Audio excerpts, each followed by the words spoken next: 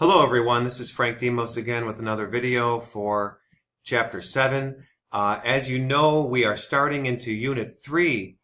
So this unit, you can see, contains several chapters. We won't be doing all the chapters from 7 to 16, but as you can see, that folder is now open and we are beginning Chapter 7 on literature. You can see that there's a corresponding assignment if you click inside the Chapter 7 folder, which will involve basically 10 definitions, and then the second part will be basically picking a poem either from the book or independently and identifying specific literary techniques and how they're used within that poem of your choice. So one of the things I want to do is just kind of go through the book just a little bit. Starting on page 174, they give you some different categories of literary structures. So the first section in the book is dealing more with longer works of literature like novels and more full-length type stories. And they talk about the narrative and the narrator. And I want to go a little bit beyond the book with this. So again, they say the narrative is a story told to an audience by a teller, controlling the order of events and the emphasis those events receive. So one type of narration is first person. You know, I went here, I went there, I fell in love, I went to this war or that war, telling it from the first person. Another type of narration is third person. He did this, she did that, they went there. Another type of narration is omniscient, where you have multiple viewpoints or perspectives, and then that gives you a composite picture of things. One of the first films to do that type of storytelling was the famous 1941 film Citizen Kane, and we'll talk more about that when we get to the film unit.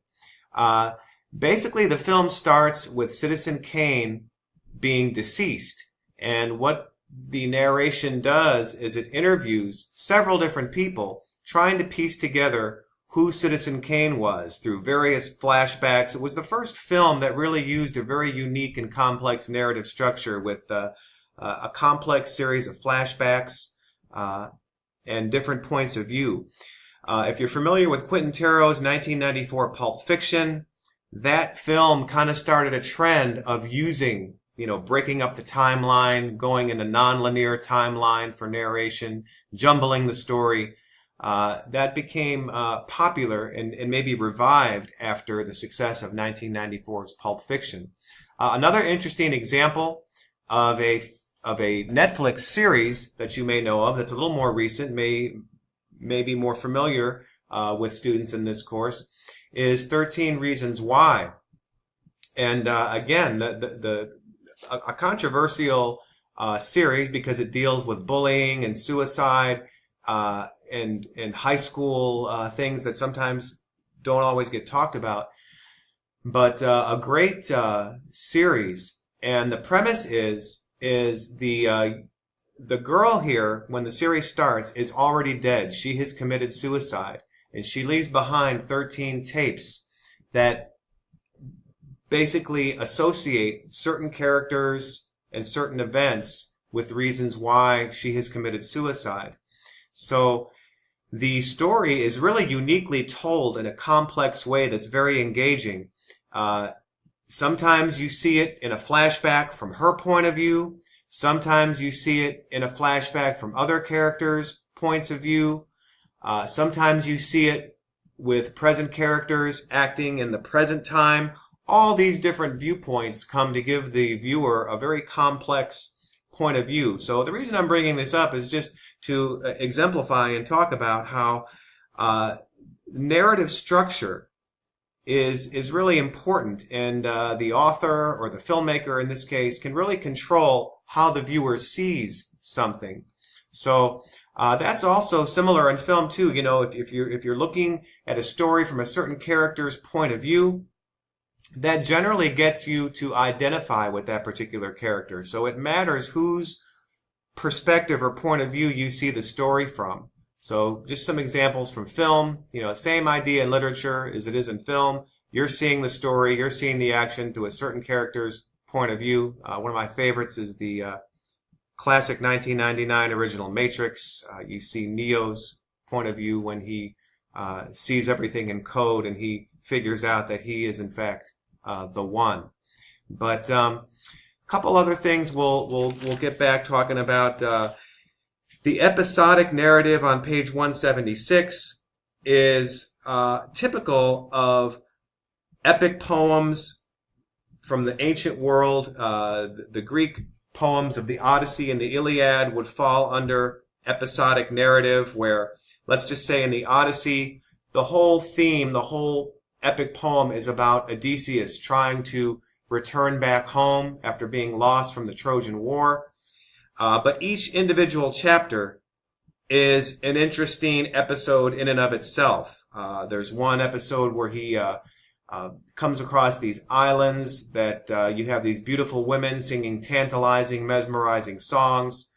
He doesn't want his sailors to get entrapped there because the whole point is for these women to basically entice the men onto the island so they can kill them. So he puts wax in his sailors' ears and avoids the temptation to get sucked into that island. Another episode is there's these giant cyclopses with one eyes.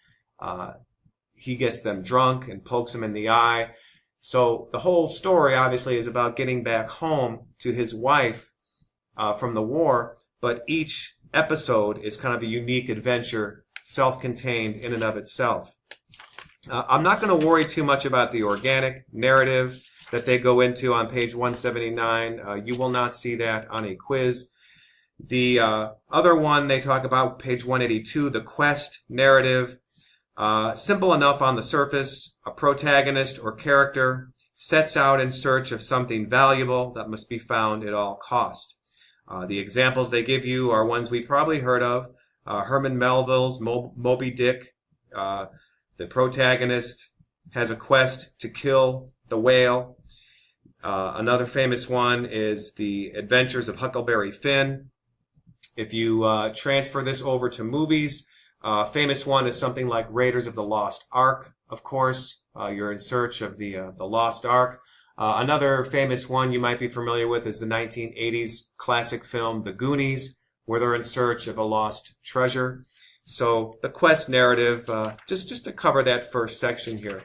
So I would say the section you really want to focus on is the one referred to in the assignment, which is literary details. This begins on page 188.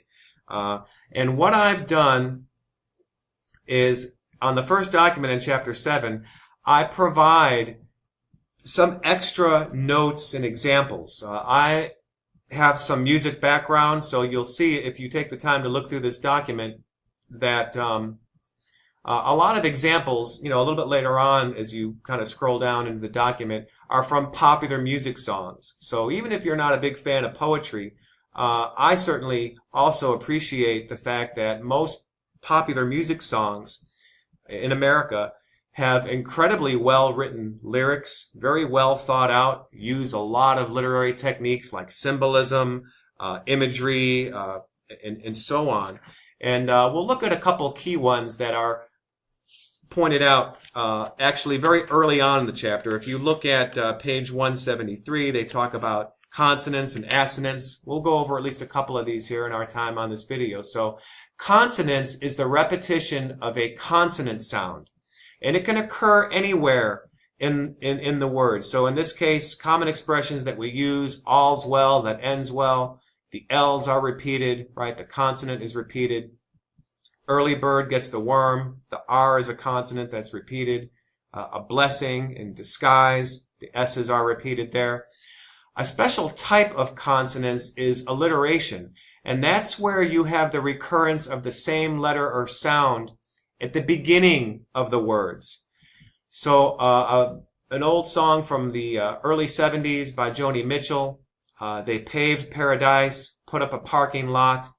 The repetition of the P sound helps create the effect of like a harsh, spitting, and angry tone. Again, communicating the idea that she's angry at those who took away paradise, who basically overran nature with pavement and so on. Another more obvious and probably more familiar one would be from the Let It Be course of the Beatles song, where you have whisper, words of wisdom, right? The repetition of the W's. And another thing I do in my face-to-face classes, I just remind students, think of businesses that you see around. Commonly, you're going to see alliteration, the repetition of consonants at the beginning of the name of a franchise or something. Bed Bath & Beyond, Best Buy, Dunkin' Donuts, Toot and Totem. Right? These are all around you. So just to kind of make some examples that we connect with everyday life.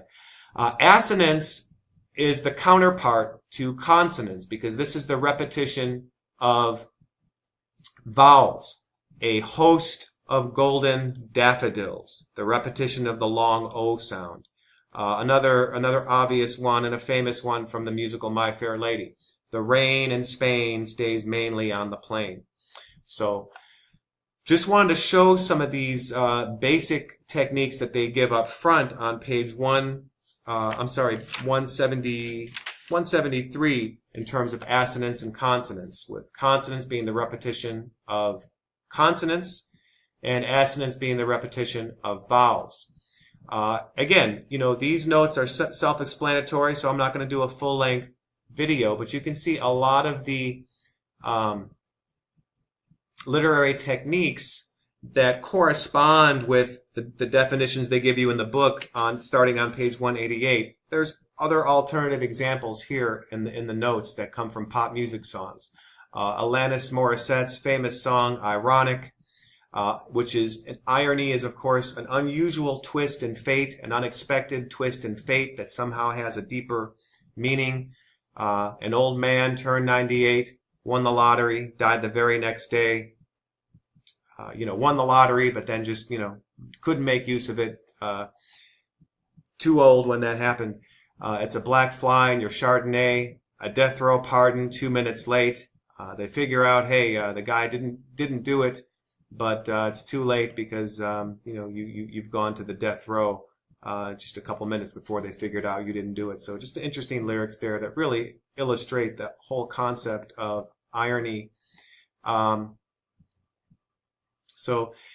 Symbolism, again, the classic song Stairway to Heaven there. I want to again go to film, just to show another different alternative example of symbolism. I had this on the screen before. Going back to the famous 1941 movie Citizen Kane by Orson Welles, the sled functions as a symbol of young Citizen Kane's childhood. So a symbol obviously is something, usually a physical object, but not necessarily, but something that has a deeper meaning, a deeper symbolic meaning and function within the story. So in the movie Citizen Kane, the sled is not just a sled that's played with by the young Charles Kane or Citizen Kane. The part of the storyline is that young Charles Kane was basically given up by his parents to be raised by bankers so that there could be a certain inheritance that goes along with his growing up. So Citizen Kane grows up incredibly wealthy, has incredible accumulation of material wealth, owns companies and newspapers and media. But in that process, he lost his childhood, that traditional sense of belonging that you have living with your parents and growing up and having a normal childhood. So that sled becomes a powerful symbol of something he's never able to regain, even with all his money and wealth. So just to kind of cover a couple examples here, I wanted to, again, always just try to provide some extra examples with approaching this particular chapter. So again, as always, any questions, please feel free to contact me through email. I hope everyone is having fun.